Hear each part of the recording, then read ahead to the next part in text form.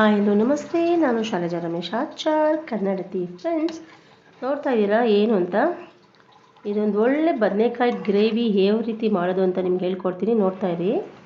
ಈ ಗ್ರೇವಿ ಚಪಾತಿ, ದೋಸೆ ಮತ್ತು ರೊಟ್ಟಿ ಜೊತೆ ತುಂಬಾ ಚೆನ್ನಾಗಿರುತ್ತೆ ಕಾಂಬಿನೇಷನ್ನು. ಆರ್ಗ್ಯಾನಿಕ್ ಬದನೆಕಾಯಿ. ಯಾಕಪ್ಪ ಆರ್ಗ್ಯಾನಿಕ್ ಬದನೆಕಾಯಿ ಅಂತ ಹೇಳ್ತಾ ಇದ್ದೀನಿ ಅಂತನಾ?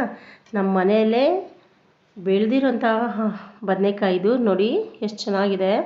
ಒಂದು 5ರಿಂದ 6 ಬದನೆಕಾಯಿ, ಒಂದು 2-3 ಟೊಮೊಟೊ ಮತ್ತು ಒಂದು ಮೀಡಿಯಮ್ ಸೈಜ್ ಒಂದು 2-3 ಈರುಳ್ಳಿ ಈ ರೀತಿ ಸಣ್ಣದಾಗಿ ಹೆಚ್ಚಿಟ್ಕೊಂಡಿದ್ದೀನಿ. ಬನ್ನಿ ಯಾವ ರೀತಿ ಮಾಡೋದು ಅಂತ ಹೇಳ್ಕೊಡ್ತೀನಿ. ಒಂದು ಕುಕ್ಕರ್ಗೆ ಸ್ವಲ್ಪ ಎಣ್ಣೆ ಹಾಕಿ, ಆ ಎಣ್ಣೆ ಸ್ವಲ್ಪ ಕಾಯಿದ ಮೇಲೆ ಒಂದು ಅರ್ಧ ಸ್ಪೂನ್ ಸಾಸಿವೆ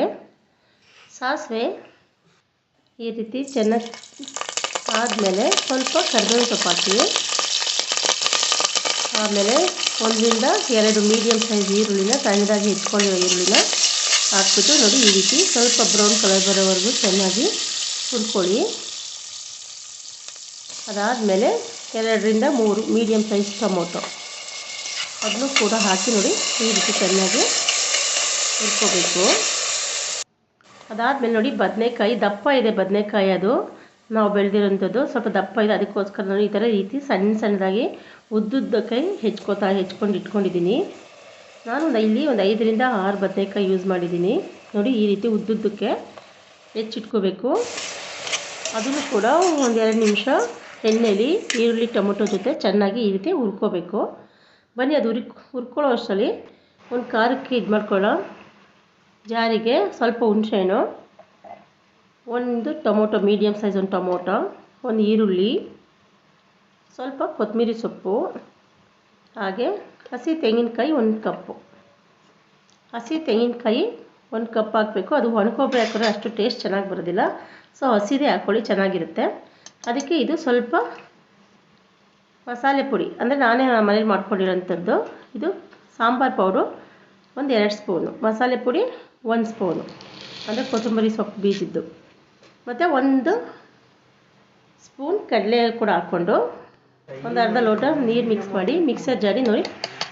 ವಾವ್, ಕಲರ್ ನೋಡ್ರಿ ಹೆಂಗಿದೆ ಅಂತ.